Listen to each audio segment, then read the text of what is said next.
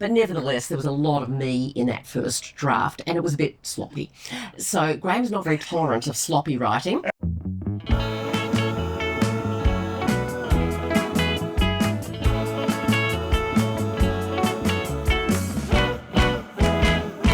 Hi, I'm Anne Buist.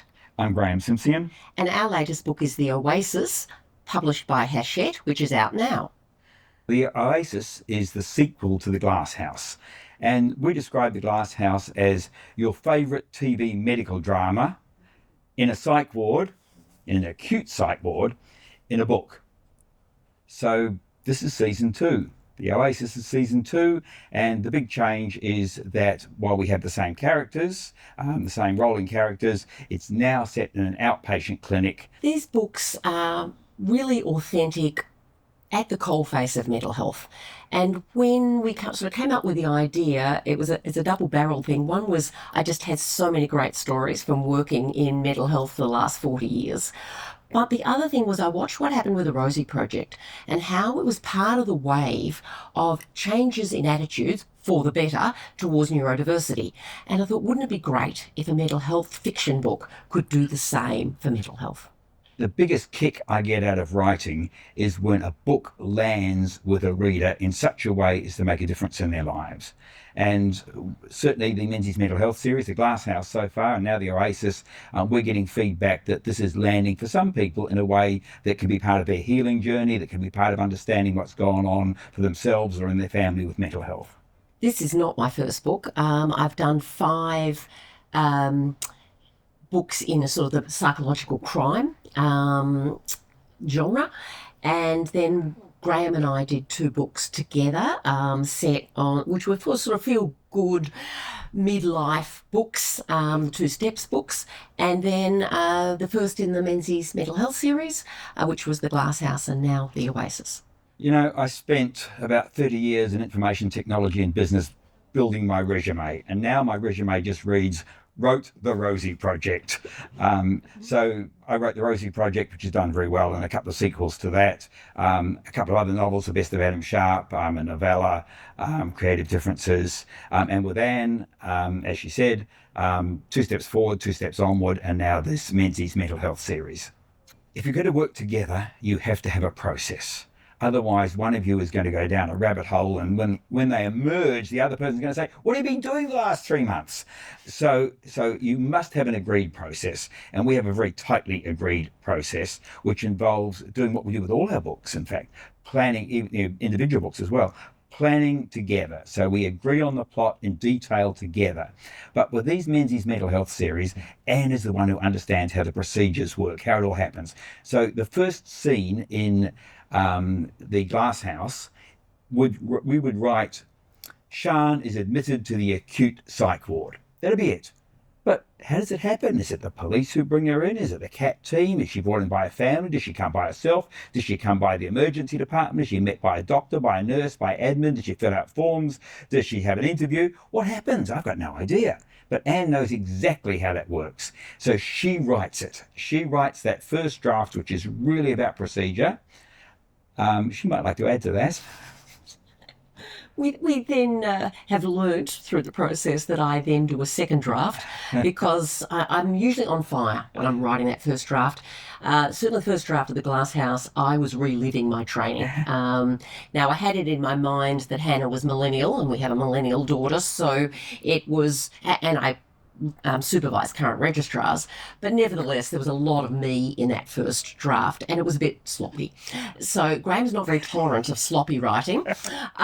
So what happened then is he would yell at me for, what does this mean? You're missing in words. And it seemed obvious to me what was missing. Why couldn't he put it in? Anyway, I now do the second draft as well, fix my spelling mistakes, make it neater, and then Graeme gets a look. And really, we bring different skills to this. Obviously, my knowledge of psychiatry, but also there are things like Graeme wouldn't notice what anyone was wearing or what the weather was. So I do all of that side of the book. But Graeme is great at story structure. He's terrific with the Carey character, the Prof character, where we champion different characters. So we bring those different strengths, and he's a much neater writer than I am. I would add that at the end of the day, the buck stops with Anne on authenticity. We want people who read these books to not be misled, to be smarter at the end a bit about mental health. And the buck stops with me at story. So if you get to the end and you are misinformed, then that's Anne's fault. If you get to the end and you're bored, that's my fault. Obviously, we both work to achieve both of those things, but those are specific responsibilities. I'm about to retire from my public position, but I will have an honorary position after that. And so I'll still be some teaching, some mentoring, and some medical legal work. So I still do some work with protective services where I'm doing parenting assessments. But other than that, writing is going to be the predominant thing. Well, there's also some grandchildren that we're involved with too. Since the acceptance, really, of the Rosie Project, I've been a full-time writer, but that doesn't mean I'm full-time writing. I mean, I could be sitting down at the Leaf Bookshop doing an interview, and so that's part of the life of a full-time writer. This afternoon, we're off to do an event, so there's the publicity stuff around it. But yes, writing is my job now. The Great Australian Bookshop Tour, we tried to visit every bookshop in Australia, and we got pretty close. 400 bookshops over 5 months. And look, the motivation, there were two big motivations for me anyway. One was to thank these independent booksellers in particular, but bricks and mortar booksellers who had helped sell the Rosie Project, who had hand sold what was then an unusual book. And the second was to ask them to repeat the favour, because we felt that the Glass House and the series that would follow with the Oasis needed that hand selling, because people say mental health, oh, that'll be dull and dour and grim and so on. So we wanted that same level of support that only bricks and mortar bookshops can do. And the other motivation from my point of view was to get that mental health message out. In every glass house that we signed, we said, talk about it. And we got that people coming to these bookshops, I think we had over 3,000 people that we talked to, over 113 events, I think it was. So we thought that was a really important part of it. Certainly financially, I wouldn't recommend authors do this. It's not a way to make money, but it was also a great way to see Australia, of course. What's your favourite place in all the world? Well, we travel a lot, and this year in particular. But I love travel, and there's a lot of favourite places I have around the world. But my favourite place, absolutely Australia. What a fabulous place to live. We are so lucky looking at the politics of the rest of the world. And part of our travel this year is actually getting in our four-wheel drive and going up to Cape York. We've done a lot of four-wheel driving around Australia, and it really is a spectacular place. How lucky are we? If you could have dinner with any author, living or not, who would you choose and why? And Anne knows exactly what I'm going to say. I'm going to pick the Nobel Prize winning author of Tarantula and Chronicles, Bob Dylan. That doesn't actually explain why, but needless to say, he's a Dylan tragic. That said, it could be a really dull evening if he was in a bad mood, because he's not the most social of characters. It would be Douglas Hofstadter if I wanted someone just to have a Pulitzer Prize winning author of Gödel Shabak, but he's too much like me. Yeah.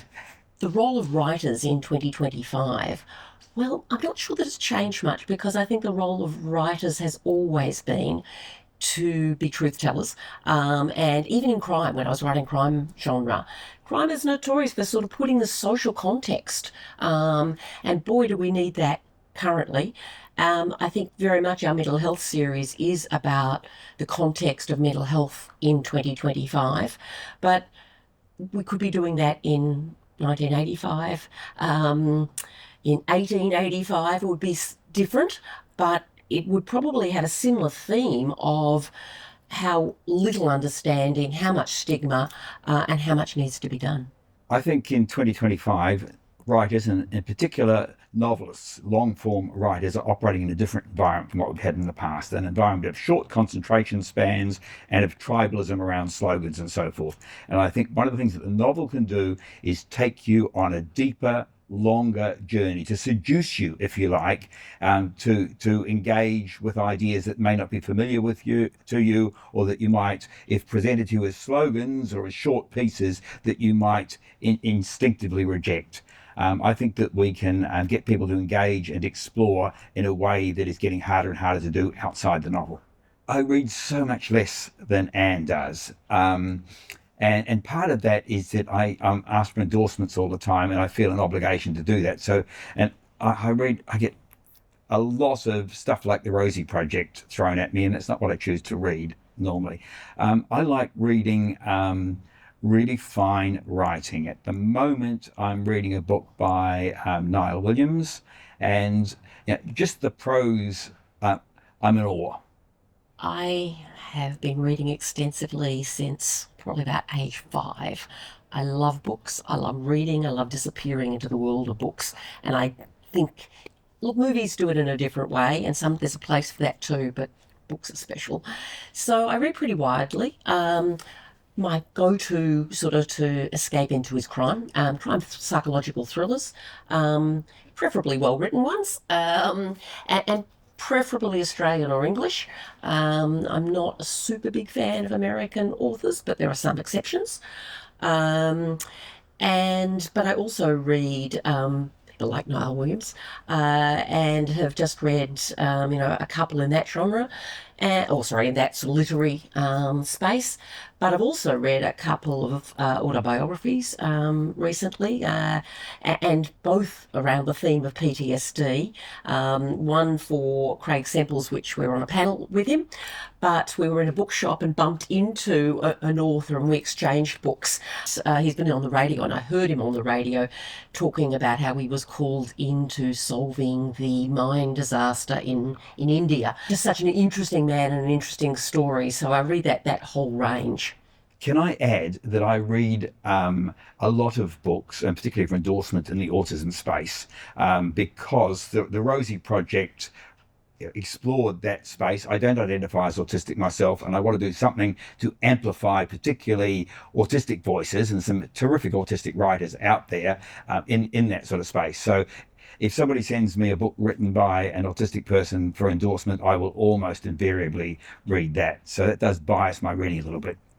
The first author I remember reading was Enid Blyton, and I would just copy out Noddy's little poems and so forth, and it actually gave me a remarkably good ear for rhythm and rhyme. So, and I graduated to Secret Seven and so forth, and then it was science fiction. I read hard science fiction until around the age of 13, 14, where I met a good friend at school who was also a hard science fiction fan, but he was on a journey to a more literary journey, and he basically invited me on that journey with him. Who did I start reading with? Well, my first author was indeed Enid Blyton as well, but I bypassed Noddy, went straight to the Secret Seven. Went from her to Agatha Christie to Victoria Holt, and then I was doing VCE English Literature, and I discovered Crime and Punishment and Shakespeare, and my eyes just suddenly widened, and I had a very exciting few years just looking at such a bigger variety of authors, and really haven't looked back since. What's next is the next book in the Menzies Mental Health series. It's like a TV series. As long as there's a demand, we're going to keep writing seasons. So the next one is set in the General Hospital, where Hannah, our protagonist, is a psychiatrist helping people who have general physical illnesses, who might also have psychiatric conditions, who might have mental issues resulting from the fact they've had a physical illness, or they might have a physical illness which has psychiatric symptoms. So that will be Hannah. The working title is The Basement, because the psychs are down the bottom of the General Hospital. And beyond that, you explain, Anne. Well, I mean, the beauty about training in psychiatry is you change rotations every 6 months. So after consultation liaison psychiatry, there'll be child and adolescent, forensic, private, psychogeriatrics. We can explore all these different areas if people keep buying our books, and Hachette keep publishing us. Oh, thank you. An absolute pleasure. Thank you for inviting us.